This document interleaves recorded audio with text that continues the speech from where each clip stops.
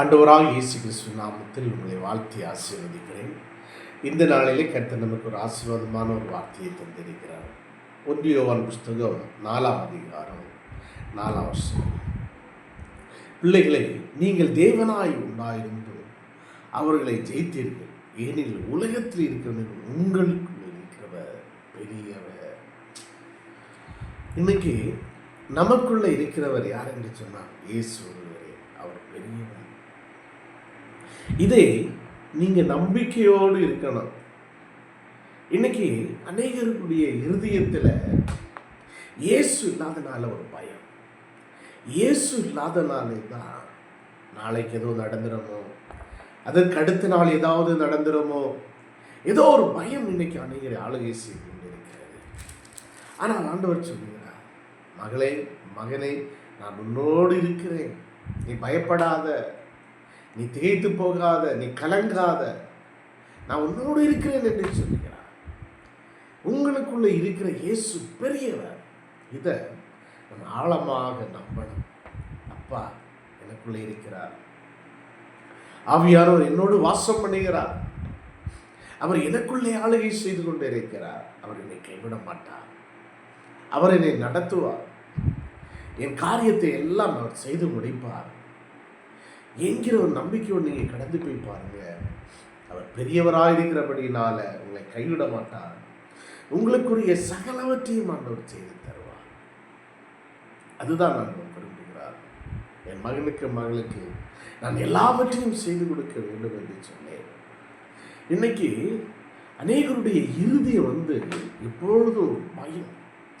Night தூங்கும் பொழுதும் ஒரு பயம், பஸ்ஸில் பிரயாணங்கள் ஒரு யாத்திரை செய்யும் பொழுது ஒரு பயம், வண்டி ஓட்டும் பொழுது ஒரு பயம், எதுக்கு எடுத்தாலும் ஒரு பயம். என்று சொல்கிறேன், நான் பெரியவன், நான் எல்லாவற்றையும் சிருஷ்டித்தேன், அண்டா சராசரம் என் வார்த்தையினாலே அடங்கி இருக்கிறது. மகளே, நீ என்னுடைய மகன், நீ ஏன் பயப்படுற? பயப்படாதுங்க. இன்னைக்கு சத்துருவை கண்டு அநேகர் பயப்படுறாங்க. அநேகருடைய வாழ்க்கை எப்பொழுதும் கண்ணீரோடு இருக்கிறாங்க. காரணம், உங்களுக்குள்ளே இருக்கிறவரை நீங்க மறந்துட்டீங்க. மறக்காதுங்க, மறந்தே போகக்கூடாது. அப்பாடத்தில் கேட்குறேன், இயேசுவே, என் வாழ்க்கையில என் எல்லா காரியத்திலையும் என்னோடு இருந்து நீங்க கிரிகளை செய்யுங்கப்பா.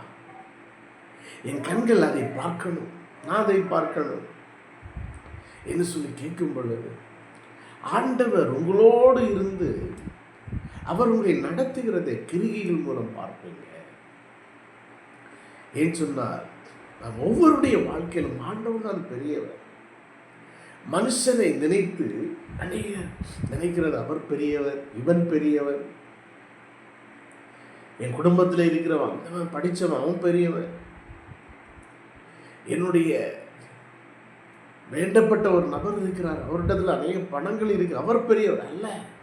அப்படின்னு சொல்லுறார், மகனே, நான் உனக்கு, நீ என்னுடைய மகள், நான் உனக்குள்ளே இருக்கிறேன், நான் உனக்கு பெரியவராக இருக்கிறேன், நான் உனக்கு ஒரு தலைவனாக இருக்கிறேன், நான் உனக்கு ஒரு லீடனாக இருக்கிறேன், நான் உனக்கு ஒரு நண்பனாக இருக்கிறேன், ஒரு போதகனாக இருக்கிறேன்.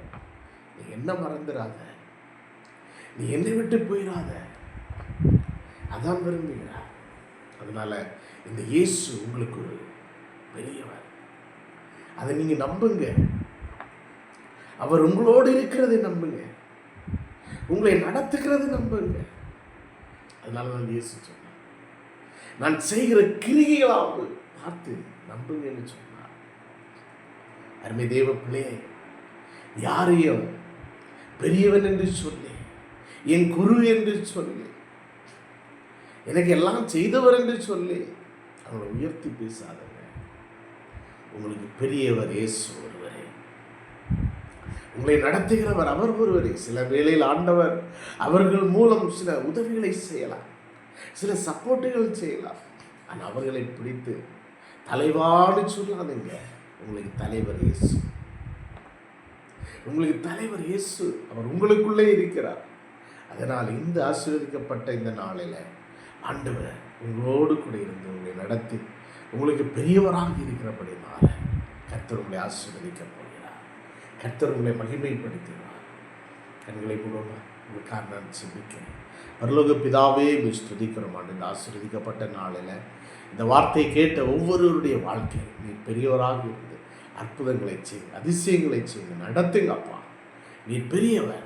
உடைய பிள்ளைகளுக்கு எல்லா ஆலோசனை கொடுங்க ஆண்டவரே, நல்வழியில் நடத்துங்க அப்பா. உடைய பிள்ளைகளோடு கூட இருங்க.